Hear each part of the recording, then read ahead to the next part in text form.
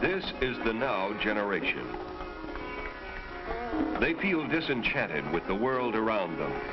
While they may, for the most part, be outside the mainstream of American life, they are a part of the wave of the future.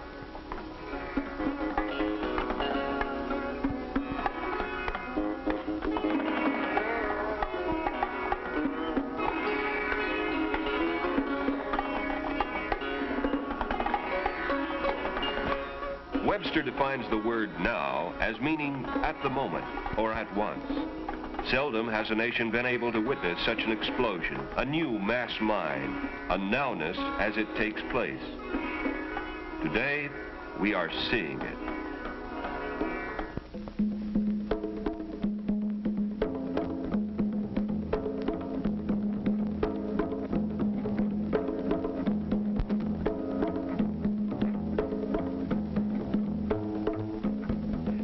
Of bobby socks and ice cream sodas is gone.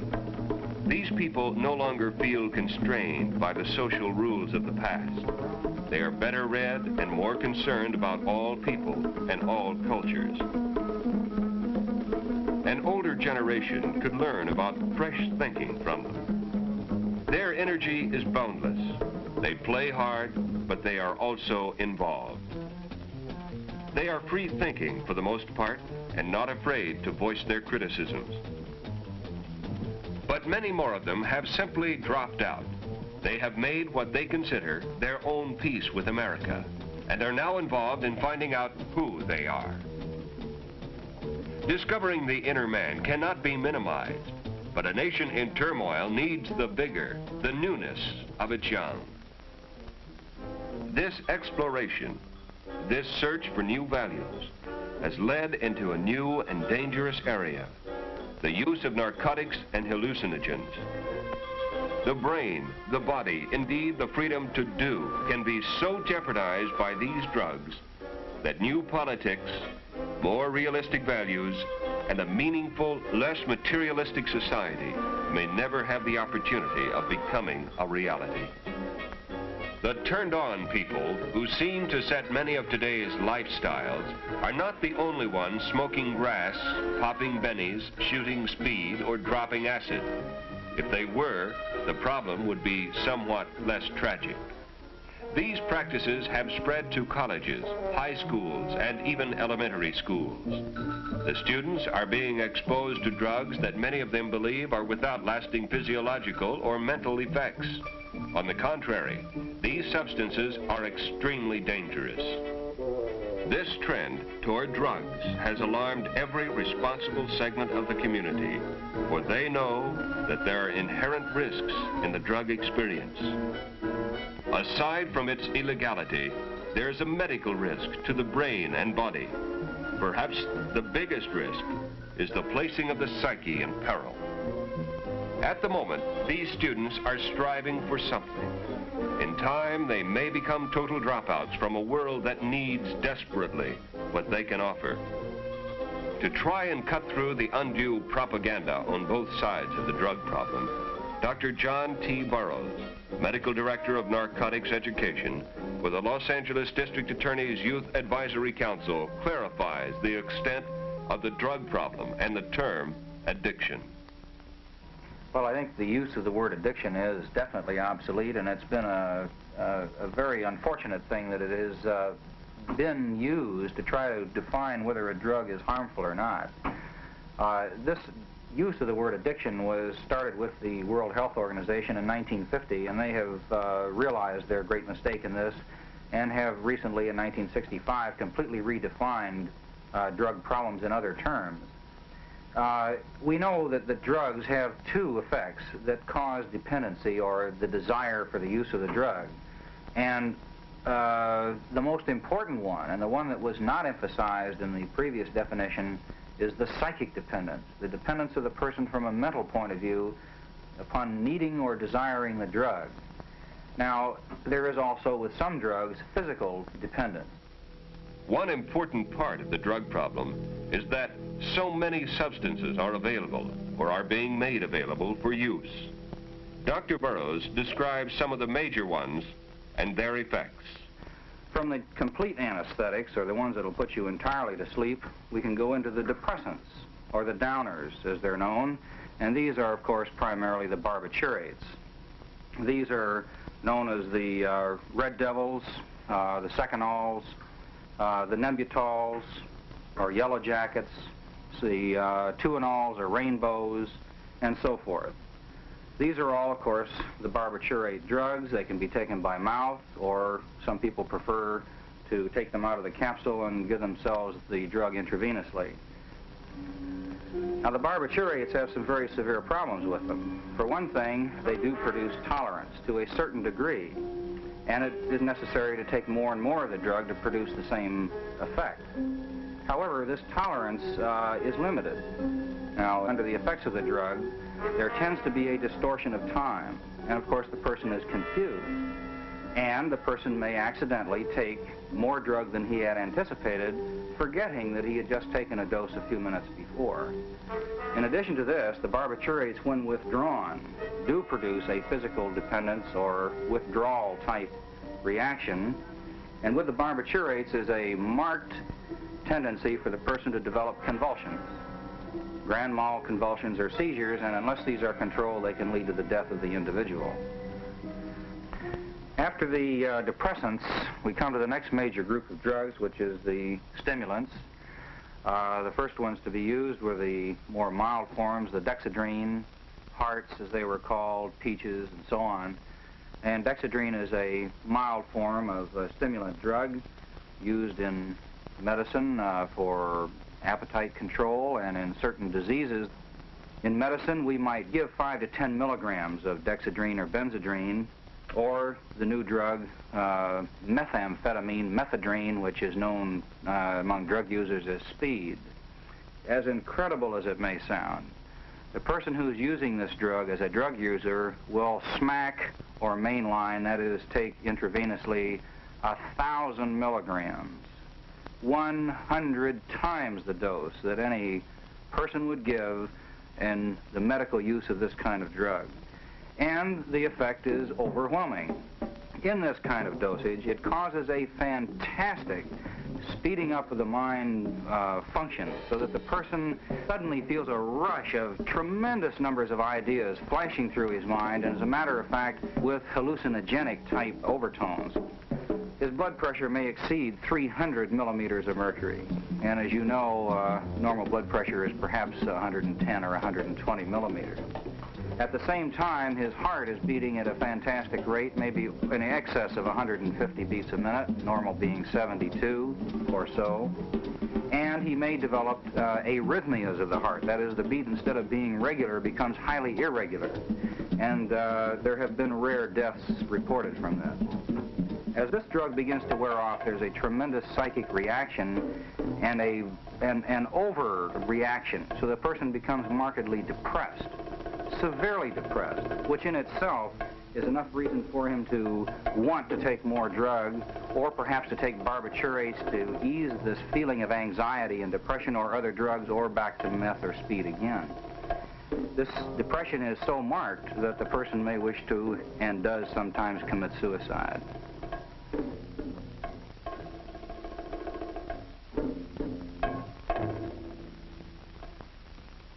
Dr. Burroughs describes 2 more categories of drugs, the deliriants and marijuana.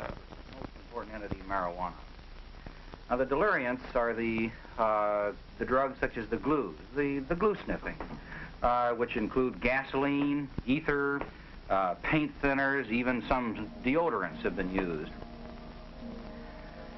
They, like all the other drugs, produce a mind-changing effect, so that the person feels a feeling of euphoria, unusual happiness, a feeling of unreality. These drugs have some severe physical effects. If they are sniffed so that the actual material that is being used, such as airplane glue, can get into the nose or mouth, it causes a real burning of the mucous membranes and can cause rather severe damage.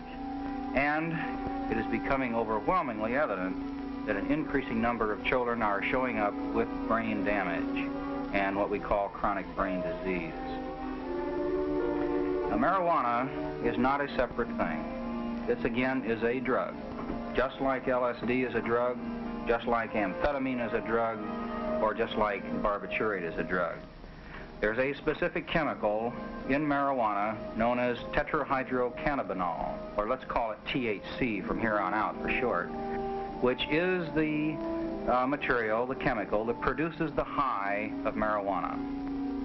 Dr. Burroughs pointed out that a good deal of the confusion concerning the effects of this drug is due to its very low concentration in American marijuana, or grass. Smoking typical pot usually produces mind-altering or hallucinogenic experiences, though sometimes it has little or no effect on some people.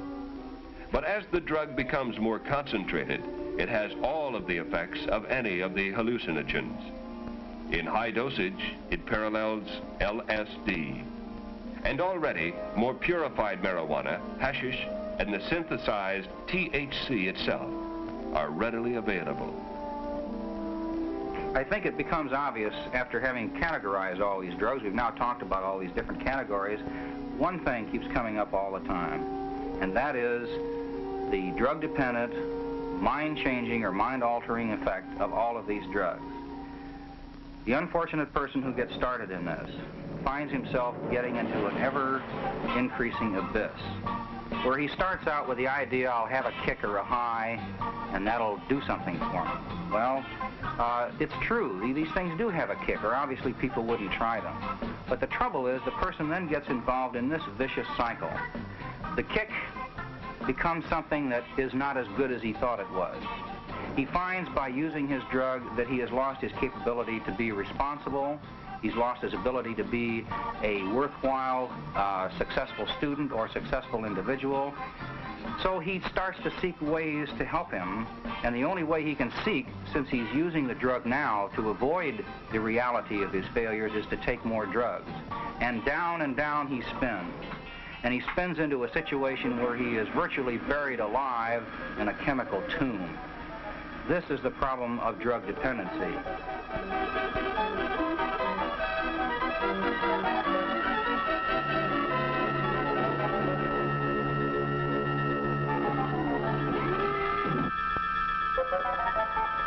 One of the most tragic things about all this, as far as teenagers are concerned, is what this does to the teenager.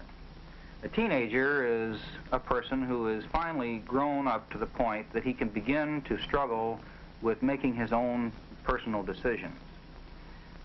And he makes these decisions and finally learns how to do them, and when he has gone through this decision-making process, he suddenly turns from a teenager to a mature adult. One of the things that will stop it cold sooner than anything else is the taking of drugs. Because in taking the drugs, the person is doing exactly the opposite of what he's trying to do as a teenager. He is putting himself into a position where he cannot make decisions, where he is only irresponsible and incapable of doing this, and he is cutting his life off. But there are other reasons not to smoke marijuana or to take dangerous drugs. Possession of them is illegal. It is not, as many seem to believe today, an unenlightened law. Nearly every country in the world, including the United States, is a signatory to an international law banning the use, sale, cultivation, and possession of dangerous drugs that have no useful place in medicine, such as heroin and marijuana. Is the gamble of drug exploration worth this? Is it worth the physical and mental risk as well?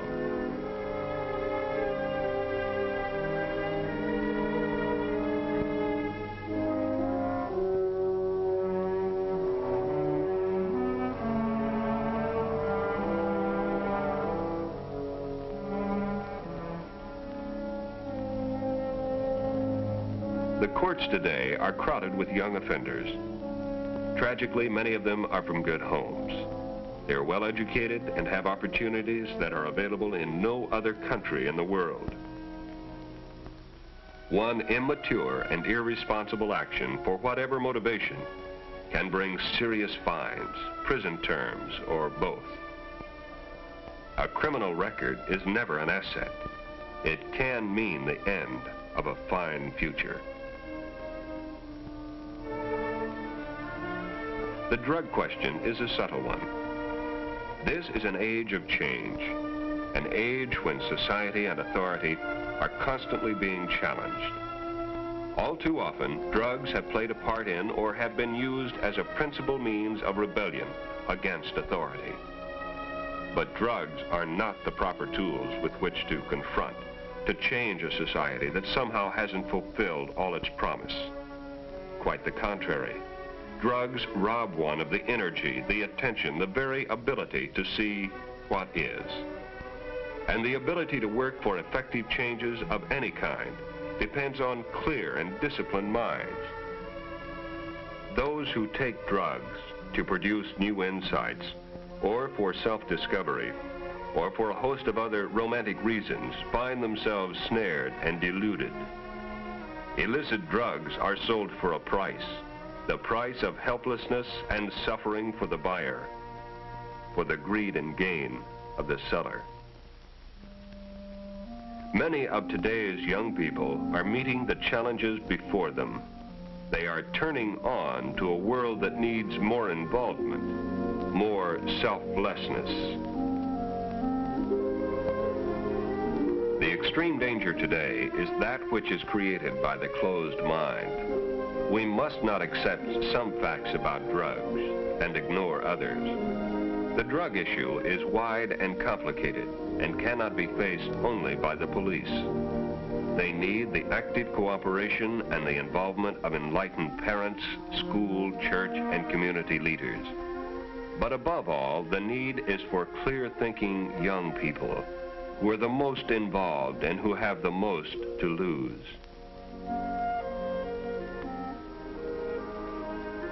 If communication has broken down between the younger and older generations, it must somehow be re-established.